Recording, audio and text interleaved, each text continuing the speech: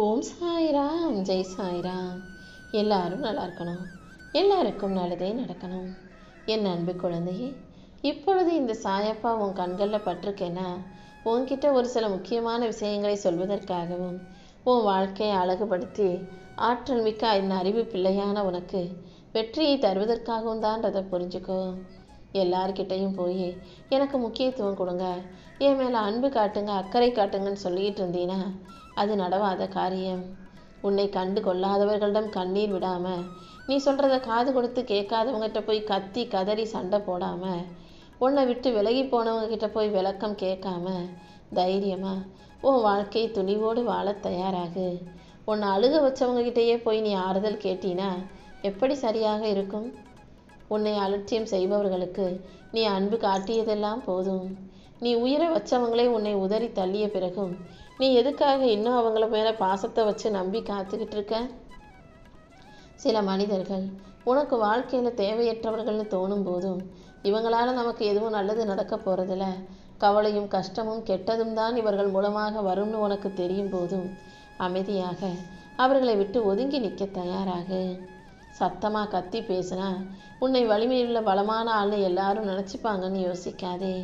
அமைதியாக இருப்பதை பலவீனம்னு கோழைத்தனம்னு யோசிக்க வேண்டாம். அமைதியாக நிதானமாக உன் செயல்களை செய்யக்கூடிய புத்திசாலி பிள்ளையாக நீ இரு. ஒரு உண்மையை நீ வாழ்க்கையில் ஏற்றுக்கும் போது உன் வாழ்க்கையில் தானாகவே மாற்றங்கள் வந்து சேரும். அதாவது வாழ்க்கையில் என்னைக்கு என்ன நடக்கும்னு எது எப்படி எழுதப்பட்டிருக்கோ அதன்படி தான் எல்லாமே நடக்கும்ன்ற உண்மையை நீ ஏற்றுக்கிட்டு தான் ஆகணும் என் செல்லமே. ஏன்னா உன் எதிர்காலத்தை நீ தீர்மானிக்க முடியாது. உன் பழக்க வழக்கங்களையும் நீ என்ன செய்யணுங்கிறதை மட்டும்தான் உன்னால் தீர்மானிக்க முடியுமே தவிர உன் எதிர்காலத்தையும் உன் வாழ்க்கையும் இந்த சாயப்பா ஏன் கைகளுக்குள்ளே வச்சுருக்கேன். உன் நல்ல பழக்க வழக்கங்களுக்கு ஏற்றாற் போல உனக்கு நல்ல வாழ்க்கையை நான் எதிர்காலத்தில் அமைச்சு கொடுப்பேன். நீ எப்போதும் மகிழ்ச்சியாக இருக்கிறியா இல்லையான்றதில் நீதானே கவனமாக இருக்கணும். அடுத்தவங்களை நீ சந்தோஷமாக வச்சுக்கிறியா மகிழ்ச்சியாக வச்சுக்கிறியான்றது முக்கியமல்ல. முதல்ல உன்னை நீ மகிழ்ச்சியாக வச்சுக்கோ. அடுத்தவங்கக்கிட்ட எதையும் எதிர்பார்க்காம, யாரை பார்த்தும் எதுக்காகவும் பயப்படாமல் நம்பிக்கையோட நல்ல எண்ணத்தோட உன்னுடைய கடமைகளையும் பொறுப்புகளையும் சரியாக உணர்ந்து செயல்படும் போது உன் வாழ்க்கையில் கண்டிப்பாக வளர்ச்சி உண்டாகியே தீரும். சில சமயங்களில் இந்த உலகம் நீ எப்படி இருக்கணும்னு சொல்வதற்கு முன்பாக நீ எப்படி இருந்தியோ அதை நீதான் உணர்ந்துக்கணும் என் செல்லமே. இந்த உலகமும் அதில் இருக்க மனிதர்களும் அவங்க எதிர்பார்ப்புக்கு ஏற்றவாறு நீ இருக்கணும்னு நினைப்பாங்க. ஆனால் உன் வாழ்க்கை சூழ்நிலையும் உன்னுடைய குணங்களும் தானே நீ எப்படி இருக்கணுன்றதை முடிவு செய்யக்கூடிய விஷயமாக இருக்கு. அதனால் உனக்கு பிடிச்ச மாதிரி நேர்மையான முறையில் உன் வாழ்க்கையை வாழ தயாராகு. எல்லாத்துக்கும் உன் ஆற்றலையும் திறமையும் செலவிடணுன்ற எந்த அவசியமும் இல்லை. எந்த விஷயத்தில் செயல்படணும், எந்த விஷயத்தை கண்டுக்காமல் அப்படியே விட்டுறணுன்றதை புரிஞ்சுக்கிட்டு நீ பக்குவத்தோட உன் வாழ்க்கையை வாழ தயாராகு. எப்போதும் மன உறுதியோட தைரியத்தோட தூய்மையாக நீ இருக்க பழகு. நீ யாருங்கிறதையும் உனக்கு என்ன வேணுங்கிறதையும் முதல்ல நீ தெளிவாக புரிஞ்சுக்கிட்டீன்னா உன் வாழ்க்கையில் ஏமாற்றம் இருக்காது. உன்னுடைய நல்ல குணம் என்ன, உன்னுடைய பலம் என்ன, பலவீனம் என்ன, உன்னுடைய நிறை குறைகள் என்னங்கிறத முதல்ல நீ தெளிவாக புரிஞ்சுக்கிட்டு அதற்கு ஏற்றாற் போல வாழ்க்கையை வாழ தயாராகு. நீ இழந்ததெல்லாம் இழந்ததாகவே இருக்கட்டும். நீ இழந்தது அனைத்தும் உன் நலனுக்காகவே நடந்ததுன்றதை நீ புரிஞ்சுக்கணும் என் செல்லமே. என் ஆசீர்வாதங்கள் இனி எப்போதும் உனக்கு துணையாக இருக்கும். நீ எதிர்பார்த்த ஆரோக்கியத்தையும் நிம்மதியையும் நல்ல செல்வத்தையும் நல்ல உறவுகளையும் உன்னிடமே நான் கொண்டு வந்து சேர்க்கிறேன். ஆரோக்கியமான நல்ல உறவுகளில் இருக்கும் தம்பதிகளுக்கும் கூட சில நேரங்களில் சண்டை வரத்தான் செய்யும். சண்டை இல்லாத குடும்பம்னு இந்த உலகத்தில் எதுவுமே கிடையாது என் செல்லமே. நல்லா ஒத்துமையாக இருக்கிறவங்களுக்கும் சில நேரத்தில் மாறுபட்ட கருத்துக்கள் உண்டாகும். சில சமயங்களில் விரக்தி, பாதுகாப்பின்மை, சலிப்புன்ற உணர்வுகளும் அவர்களுக்கு வந்துடும். ஆனால் எது எப்படி இருந்தாலும் உன் குடும்பத்தில் நீ தான் முதல்ல விட்டு கொடுத்து இறங்கி போகிற ஆளாக இரு. கூடிய சீக்கிரமே உன்னை சுற்றி இருக்கும் உறவுகளுக்கும் அந்த நல்ல குணத்தை நான் கொண்டு வர்றேன். நீ நேற்று இன்னைக்குன்னு ஏமாறலை. பிறந்ததுலேருந்தே பல பேர் மூலமாக பல விஷயங்களில் ஏமாந்துக்கிட்டு தானே இருக்கேன்.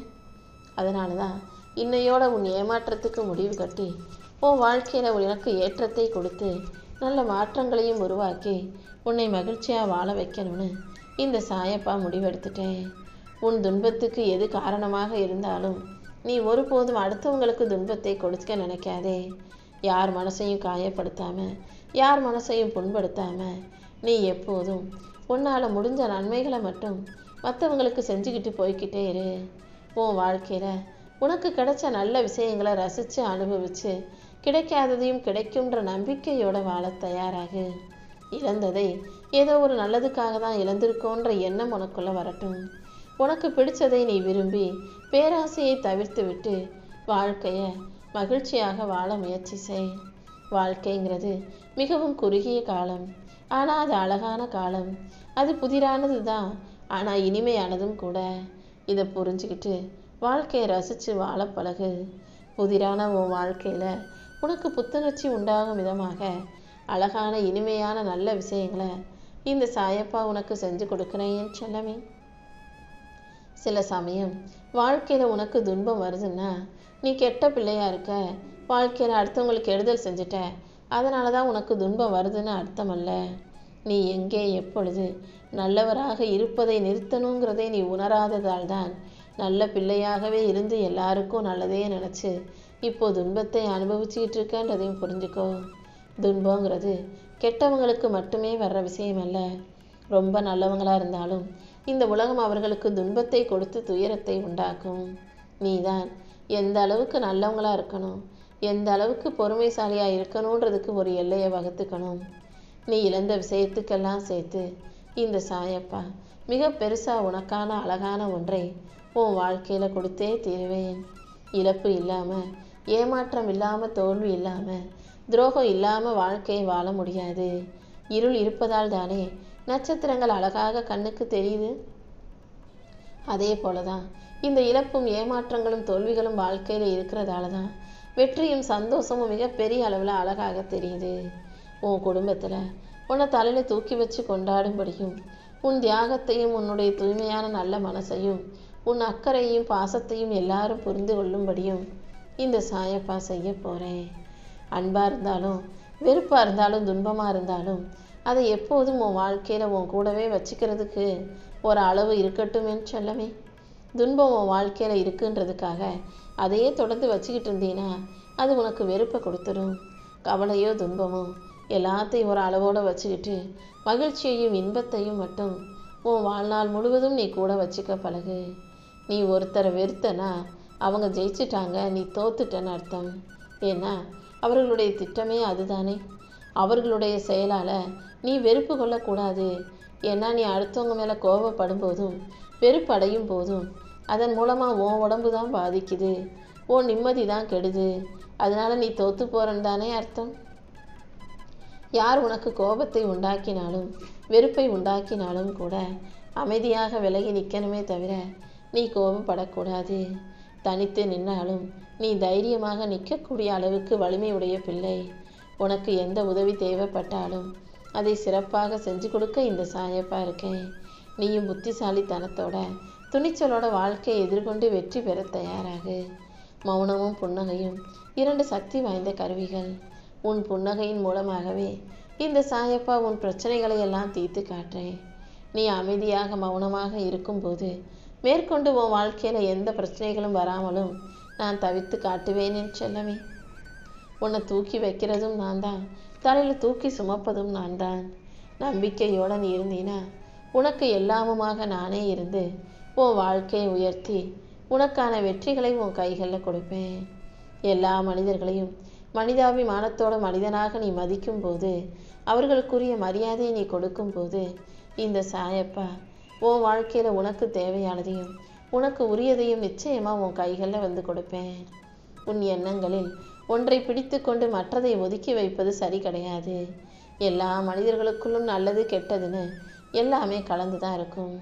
உலகம் முழுவதும் நல்லதே நினைக்கக்கூடிய நல்ல மனுஷனையோ அல்லது நல்ல எண்ணங்களே இல்லாத கெட்ட மனுஷனையோ எங்கும் பார்க்க முடியாது. ஏன்னா இந்த உலகமும் சரி, அதில் இருக்க மனிதர்களும் சரி, எல்லாருக்குள்ளும் நல்லது கெட்டது கலந்தே தான் இருக்குது.